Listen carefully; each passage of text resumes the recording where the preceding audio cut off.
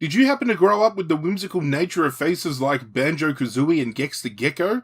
Did Crash Bandicoot, Jak and Daxter, or Sir Dan from Medieval reign supreme in your household when you were a child?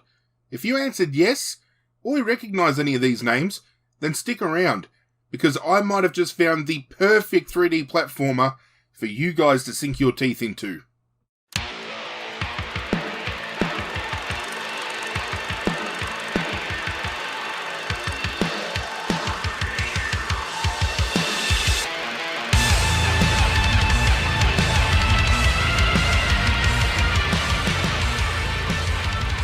Before we get stuck into the upcoming review, I just want to thank Head Up for giving me the heads up and giving me access to this game to both play and review.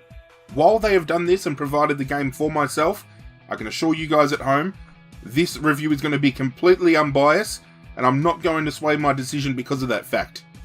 Remember that while this video rolls out, just don't forget.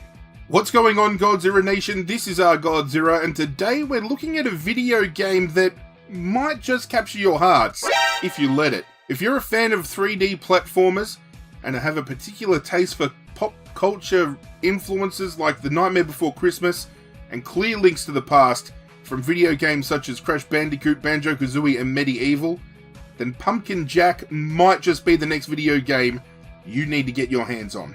Jack has been tasked by the devil himself to rid the world of a pesky wizard, and successfully doing so will give him the opportunity to escape hell. As a human, Jack was a murderer, so he, just like Liam Neeson or Kermit the Frog, if you've heard Seth MacFarlane's version of Kermit the Frog, has a particular set of skills that'll make him a nightmare for somebody like you. And it will definitely come in handy when dispatching the hordes of enemies that will be coming for Jack within the game, including ghosts, rats, skeletons, and other undead creatures. Which leads us to possibly the only downside to this game, Pumpkin Jack's combat.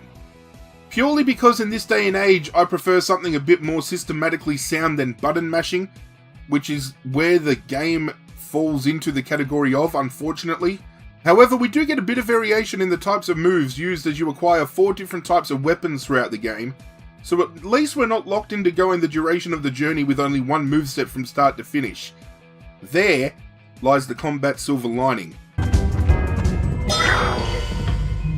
While the combat might feel clunky to some, don't worry when it comes to the boss encounters, because they take that combat, they yeet it out the window, and they lean on things like minigames and challenges to defeat the beasts, and those provide some of the funniest moments throughout the game. I just mentioned minigames, and throughout the journey, these pop up around every 20 to 30 minutes or so, ranging from a ghost horse race to a minecart roller coaster ride. These moments are packed with a lot of fun and will bring you the rush that the combat might fail to deliver. I particularly enjoyed entering the mini dungeons, which sees Jack's pumpkin head isolate itself from his body and scurry off to solve puzzles. I think that's absolutely brilliant. Taking a look at the overall build of the game, it is incredibly pleasing to look at.